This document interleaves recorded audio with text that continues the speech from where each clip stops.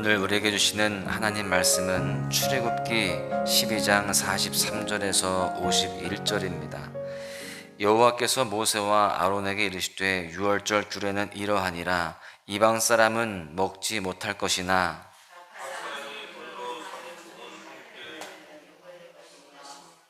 거류인과 타국 품꾼은 먹지 못하리라.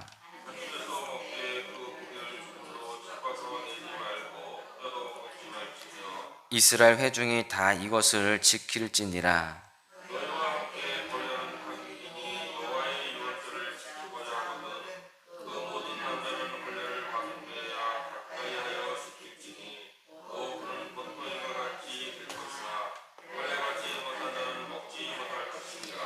본토인에게나 너희 중에 거류하는 이방인에게 이 법이 동일하니라 하셨으므로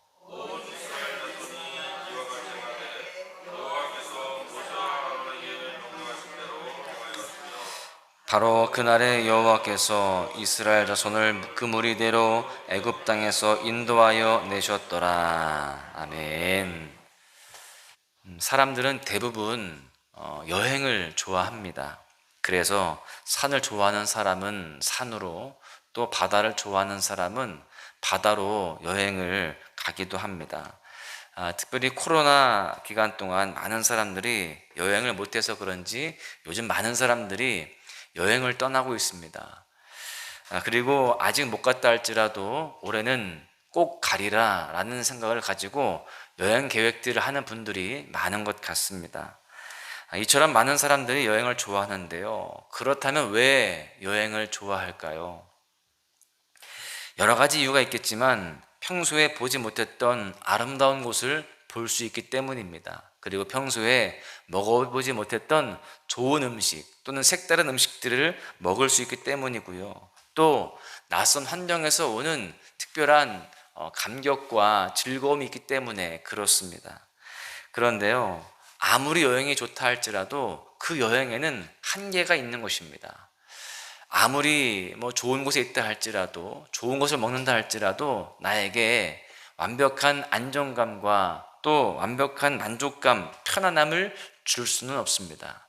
그 여행하는 곳에서는요, 한계가 많다는 거예요. 왜냐하면 여행하는 그곳이 나의 집은 아니기 때문에 그렇습니다. 여행을 한다 할지라도요, 일주일, 2주일 지나가다 보면은 집이 생각이 나는 겁니다. 집이 제일 좋아, 이런 이야기가 나오게 되죠.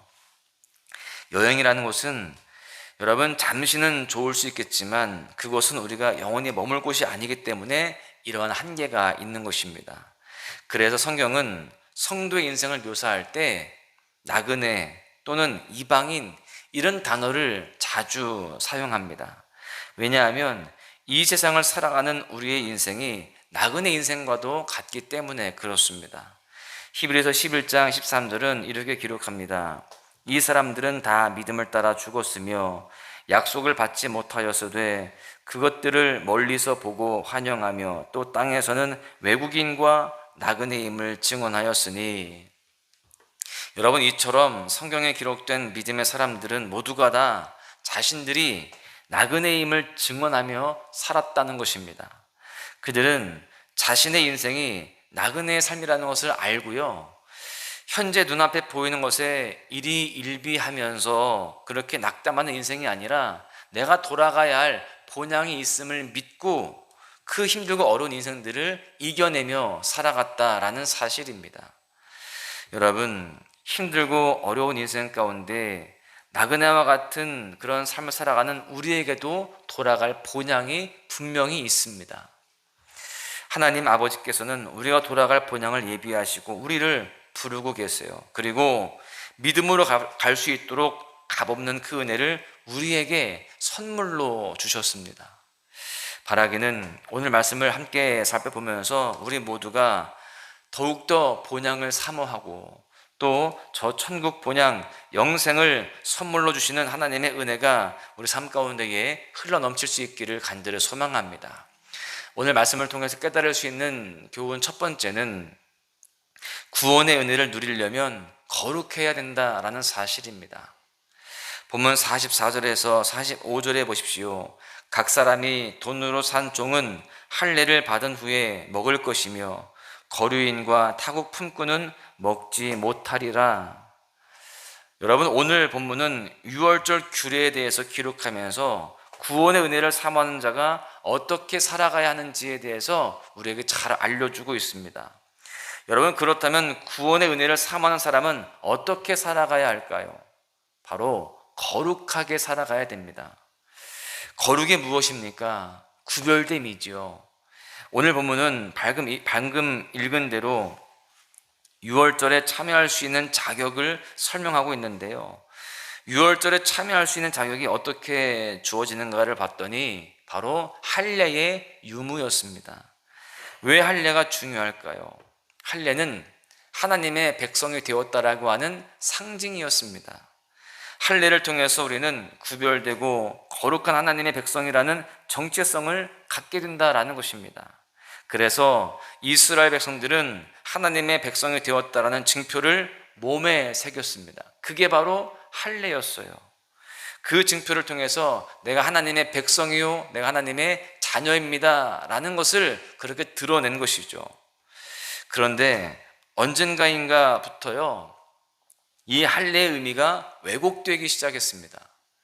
할례를 받는 것은 거룩해지는 것이고 하나님에 대한 감사이고 내가 이 할례 받은 사람으로서 어떻게 살아가야 할지에 대해서 다시 한번 깨닫게 되는 그런 증표가 되어야 하는데, 어느 순간부터 할례가 내가 하나님의 백성이라는 것을 드러내는 인간적인 자랑의 수단이 되게 되었다라는 것입니다. 그러면서 할례 받지 않은 그 이방인들에 대해서 정죄하는 모습들이 생기게 되었습니다. 자신들은 거룩한 백성이고 다른 사람들은 그렇지 못하다라고 정죄한 겁니다. 여러분, 그러나 성경은 분명히 말씀합니다. 구원은 어떤 자격으로 받는 것이 아니다라는 거예요. 구원은 공평합니다. 그 어떤 죄인이라고 할지라도요, 하나님을 믿으면 그렇게 믿음으로 구원받고 하나님의 자녀, 백성이 될 수 있는 거예요. 여러분, 이 사실을 에베소서 2장 8절에서 9절에서 말씀합니다. 너희는 그 은혜에 의하여 믿음으로 말미암아 구원을 받았으니 이것은 너희에게서 난 것이 아니요 하나님의 선물이라. 행위에서 난 것이 아니니 이는 누구든지 자랑하지 못하게 함이라. 여러분, 이처럼 우리는 믿음으로 말미암아 구원을 받습니다. 그런데 주목할 것은 이것은 우리의 능력이 아니라 은혜로 주어졌다라는 사실입니다. 그래서 행위에서 난 것이 아니기 때문에 자랑할 수 없는 거예요. 그런데 이스라엘 백성들은 그것을 자랑하면서 그 할례받지 않은 사람들에 대해서 정죄하고 또 손가락질하는 그런 모습이 있었다라는 것입니다. 성경은 우리가 구원받음에 감사하면서 다른 사람들을 정죄하는 것이 아니라 그 마음까지도 거룩해야 함을 명령합니다. 육체 할례뿐만이 아니라 마음의 할례까지도 받아야 할 것을 말씀하고 있다는 것이죠. 로마서 2장 28절에서 29절을 보십시오. 무릇 표면적 유대인이 아니요 표면적 육체의 할례가 아니니라. 오직 이면적 유대인이 유대인이며 할례는 마음에 알지니 영에 있고 율법 조문에 있지 아니한 것이라. 그 칭찬이 사람에게서가 아니요 다만 하나님에게서니라. 여러분, 거룩함으로 받는 할례는 너무나 중요합니다. 하나님의 백성으로 거룩하기 위해서 할례 받는 것은 너무나 중요하다는 거예요. 그런데 할례는요, 육체에만 새기는 것이 아니라 마음에도 새겨야 마땅합니다. 왜냐하면 할례를 받게 하신 하나님께 감사하며 하나님을 믿을 때에 하나님을 믿는 그 믿음, 하나님의 거룩한 백성으로 거듭나게 하시는 그 믿음으로 우리는 구원의 은혜를 누릴 수 있기 때문에 그렇습니다.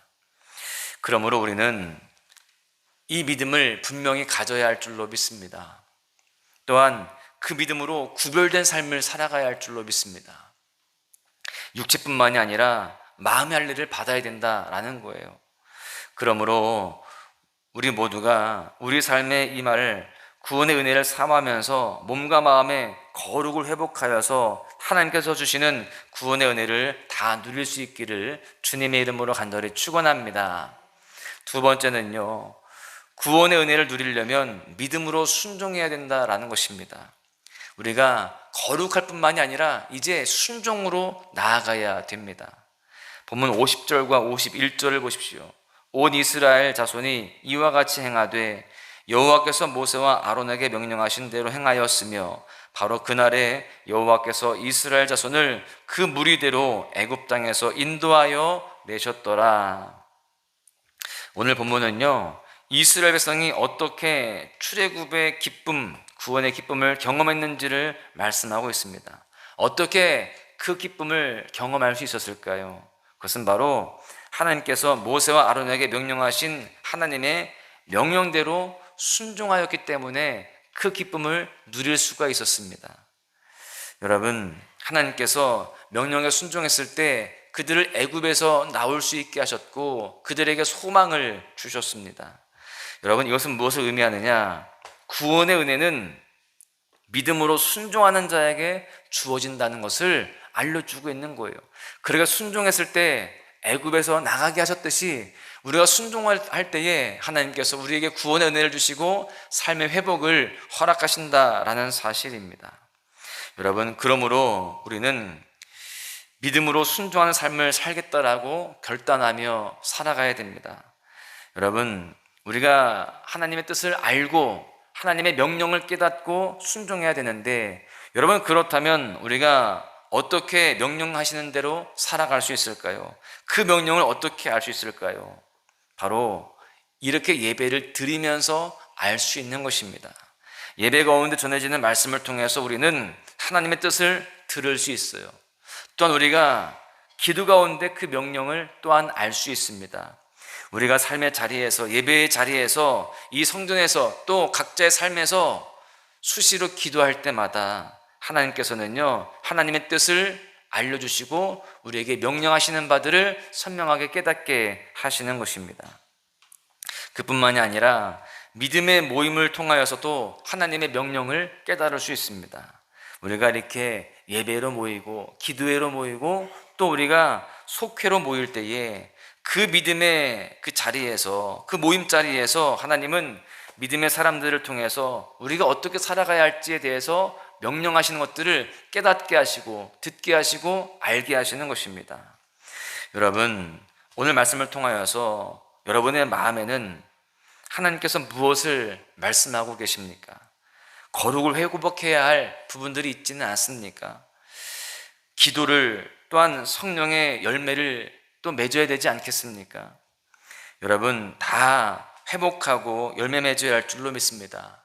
그렇다면 회복할 수 있는 비결이 어디에 있을까요? 지금 말씀드린 바와 같이 말씀을 듣는 데서, 또 기도하는 데서, 또 아름다운 이 믿음의 교제를 통하여서 알 수 있는 줄로 믿습니다. 그리고 그 가운데 회복될 수 있을 줄로 믿습니다.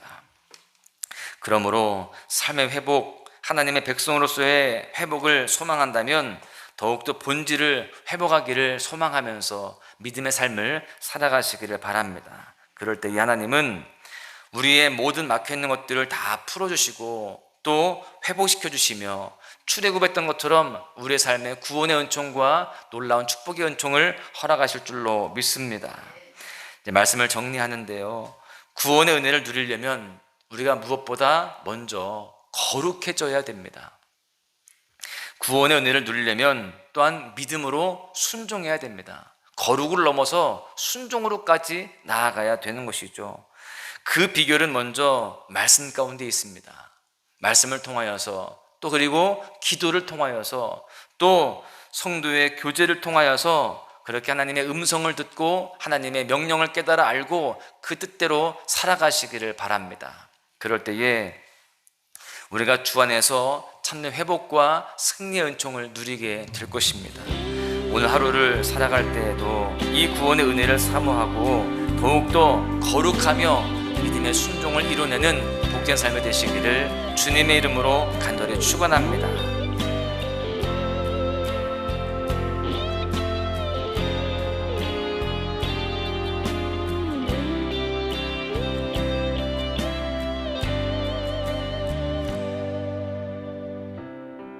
기도를 멈추지 마라. 눈앞의 상황이 마음을 눌러도 원망치 마라. 너의 입을 지켜라. 저들은 너의 입을 보고 있다. 마음을 뺏기지 마라. 내가 널 도우지 않는단 소리에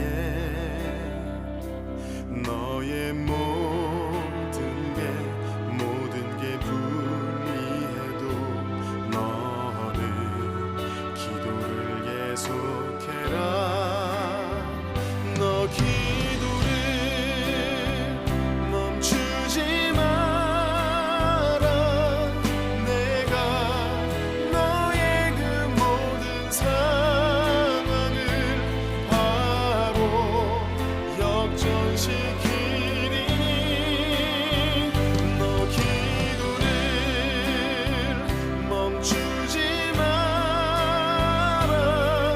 내가 잠시도 쉬지 않고 모든 걸 지켜보고 있으니 바로 역전되리라.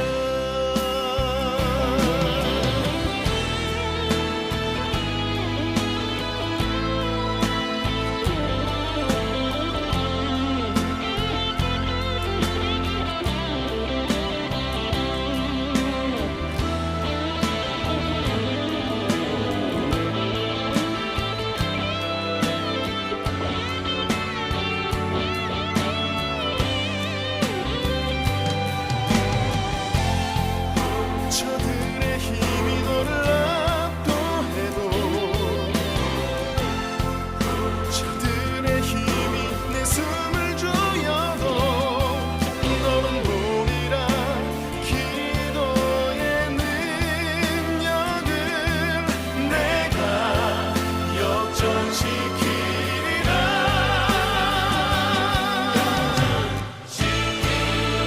너 기도를 멈추지 마라. 내가 너의 그 모든 상황을 바로 역전시키리니 너 기도를 멈추지 마라. 내가 잠시도 쉬지 않고 모든 걸 지켜보고 있으니 너 기도를 멈추지 마라. 내가 너의 그 모든 상황을 바로 역전시키리니 바로 역전되리라. 바로 역전되리라.